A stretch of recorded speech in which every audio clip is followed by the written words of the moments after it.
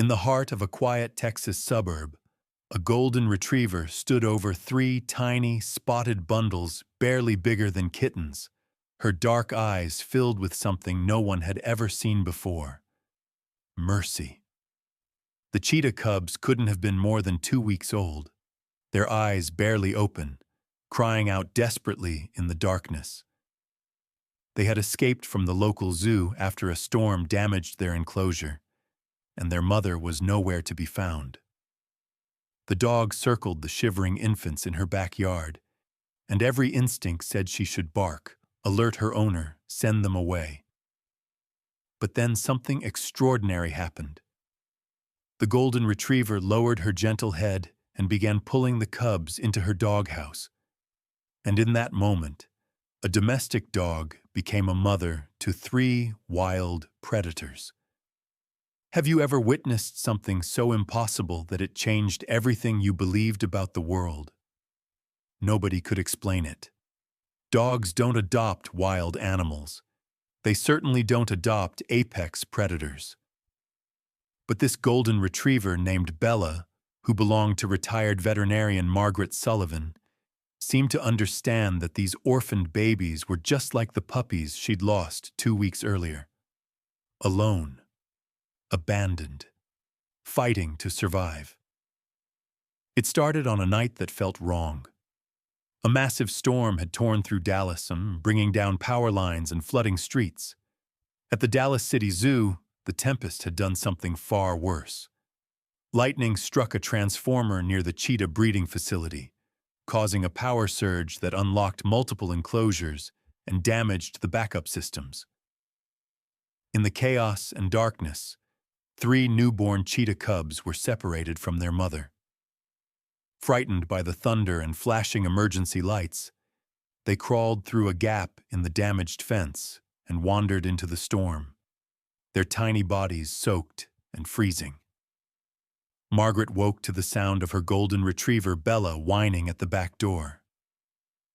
It was 3 a.m., and the storm was still raging. Bella had been restless for weeks, grieving the loss of her own litter just 14 days prior. She'd given birth to 5 puppies, but complications had taken them all within hours. Margaret opened the door, expecting Bella to do her business and return. Instead, the dog bolted into the rain toward her doghouse in the far corner of the yard. "Bella, come back!" Margaret called, but the retriever didn't listen. Margaret grabbed a flashlight and rain jacket. When she reached the doghouse, what she found made her freeze in disbelief. 3 tiny spotted cubs huddled in the entrance, soaking wet and crying. And Bella was gently pulling them inside, one by one, her mouth carefully gripping their scruffs the way she would have carried her own puppies. Margaret's veterinary training kicked in immediately. These were cheetah cubs, newborns. The zoo must have lost them in the storm.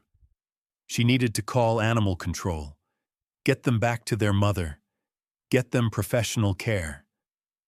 But then she saw Bella's face. The golden retriever had positioned all 3 cubs against her belly and was licking them dry with frantic maternal urgency. Her tail wagged weakly. For the first time in 2 weeks, there was light in her eyes again. Margaret reached for her phone. Her hand hovered over the keypad. These cubs needed their real mother. But the storm was still raging. The zoo was 12 miles away. These babies were hypothermic, starving, and barely clinging to life. Can you imagine making that choice? Call immediately and risk the cubs dying in transport, or wait until morning and let a grieving dog try to save them. Margaret made a decision that would change all their lives. She would give Bella 1 night.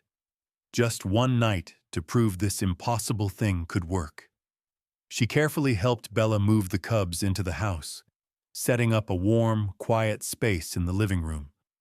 She prepared emergency formula based on her old veterinary notes about exotic cats. But she knew the cubs needed more than food. They needed warmth. They needed that physical bond with a mother figure. Bella provided both. Against all biological odds, her body, still producing milk from her lost litter, allowed the 3 cheetah cubs to nurse. Margaret watched in tears as the tiny predators latched on, their desperate cries finally quieting. The first night was critical. Margaret stayed awake, monitoring temperatures, checking breathing, ready to intervene. But Bella never faltered. She kept the cubs warm, cleaned them constantly, adjusted her position to ensure all 3 could feed. By dawn, all 3 cubs were stable, stronger, surviving. Margaret knew she should call the zoo, but when she looked at Bella, at the way the dog's grief had transformed into fierce, protective love, she hesitated. She called anyway. She had to. The zoo was in chaos. Emergency crews were still assessing damage. Multiple animals had escaped or been injured. When Margaret explained about the cheetah cubs, the zoo director was initially relieved. But then came the devastating news. The mother cheetah had been critically injured trying to protect her cubs during the storm. She didn't survive the night. These 3 cubs were orphans now. The zoo's facilities were damaged. Their breeding specialist was injured. They didn't have the resources to hand-raise 3 newborns right now. "Can you keep them for a few weeks?" the director asked desperately. "Just until we get our facility repaired? You were a vet. You know exotic animals." Margaret looked at Bella, who was grooming the 3 sleeping cubs with such tenderness. "Yes," she heard herself say. "We'll keep them safe." The cubs, later named Zara, Luna, and Thor, grew stronger under Bella's devoted care. Days turned into weeks, and weeks turned into months. The unlikely family became inseparable. Margaret's neighbors watched in disbelief as this impossible family moved across the backyard together. 1 golden retriever and 3 growing cheetah cubs that followed her everywhere. Can you imagine growing up knowing your family wasn't supposed to love you?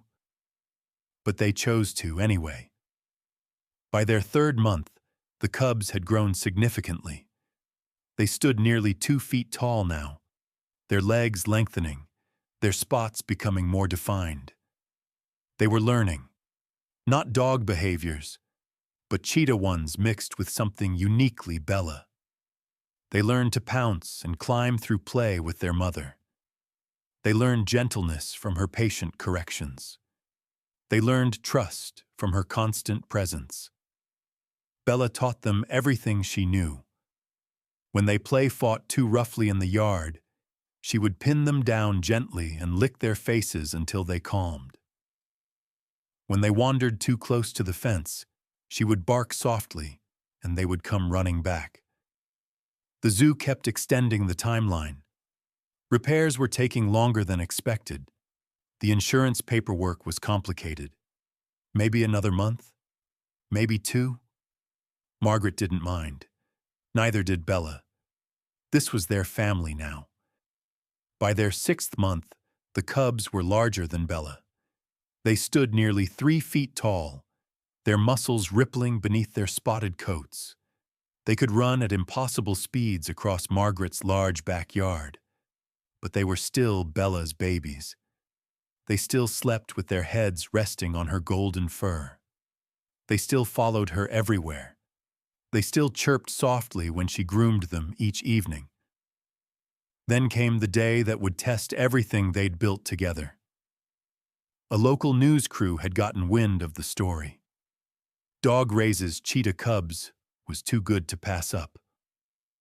They showed up at Margaret's house with cameras, wanting to film the unusual family. Margaret reluctantly agreed, thinking it might help raise awareness for the zoo's rebuilding efforts. But she didn't anticipate who else would be watching. 2 men sat in a van 3 blocks away, watching the news broadcast on their phone. Exotic animal dealers. The black market for cheetah cubs was worth hundreds of thousands of dollars. And here were three healthy, hand-raised cubs in a suburban backyard with minimal security. That night, they came over the fence. Bella heard them first. She woke instantly in the darkness of Margaret's bedroom where the family slept together, her maternal instincts flaring. She didn't bark loudly. She growled low, a warning meant only for her cubs sleeping on the floor beside the bed. Margaret woke to Bella's growl. She reached for her phone to call 911, but then she heard it, the back door sliding open. Someone was inside the house. Would you risk everything for the ones you raised?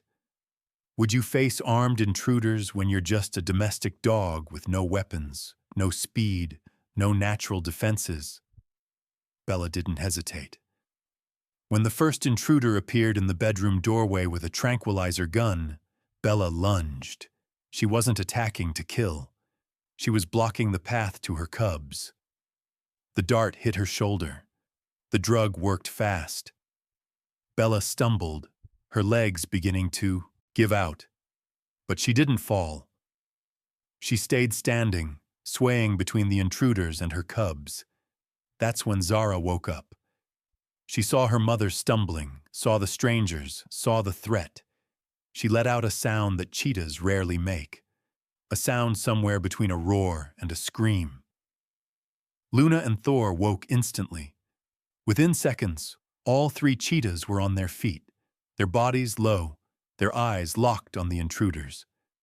The dealers laughed. These were 6-month-old cubs, still manageable. They were wrong. Have you ever seen love become a weapon? The three cheetahs didn't attack like wild predators. They defended like a family. Zara positioned herself directly in front of Bella, who was now on her knees but still conscious, still fighting the tranquilizer. Luna and Thor flanked their sister, creating a protective barrier. When the second dealer tried to move forward, Zara struck. Her paw, claws extended, slashed across his arm. Not deep, but enough to make him drop his weapon and stumble backward. Margaret, finally getting her phone to work, screamed into it.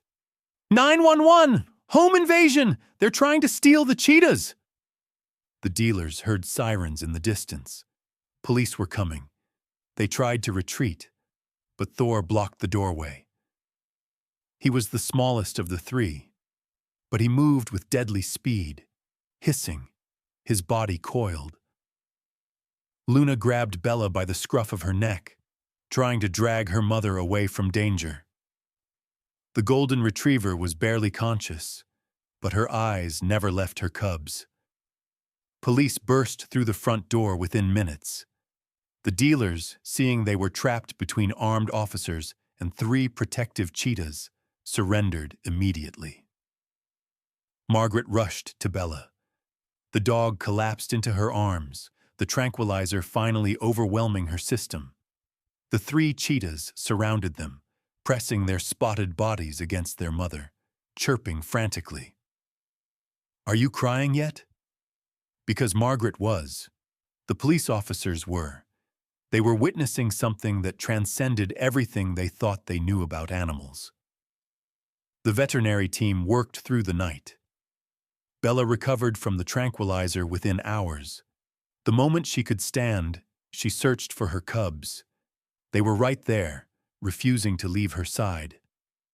When Bella saw them, her tail began to wag weakly. She licked each of their faces. They pressed against her, purring so loudly the sound filled the entire room. Justice wasn't just served that day. It was declared with every protective move those cheetahs made. The dealers were arrested and faced maximum penalties for attempted theft of endangered animals and home invasion. The zoo director came to Margaret's house the next morning. She'd seen the news. She saw the video of the cheetahs defending their dog mother. "They can't go back to the zoo," she said quietly. "They're not zoo animals anymore. They're something else, something extraordinary." Margaret and the zoo worked together to create a solution, Margaret's 5-acre property would be converted into a licensed private sanctuary. The cheetahs could stay with Bella, but with proper oversight and care. Months turned into years. Zara, Luna, and Thor grew into magnificent adult cheetahs. They could run at breathtaking speeds, climb trees with grace, and hunt practice prey. But they never left Bella. Even now, years later, wildlife experts who visit the sanctuary report seeing an unusual sight. 3 full-grown cheetahs, apex predators weighing over 100 pounds each, lying in the grass while a golden retriever grooms their faces. The cheetahs purr contentedly while their mother cleans behind their ears. Margaret documented it all, this impossible family, this proof that love knows no species, that family isn't about blood or biology. It's about who shows up when you're alone in a storm, who protects you when you're helpless, who teaches you to survive even when nature says you shouldn't. This story proves that families aren't just about blood or species. It's about who shows up when the world says you're alone. It's about who protects you when you're helpless. It's about who teaches you to survive even when everything says you shouldn't exist. If this story touched your heart, hit that like button and subscribe for more incredible true stories of survival and love. Share this with someone who needs to remember that family is everything.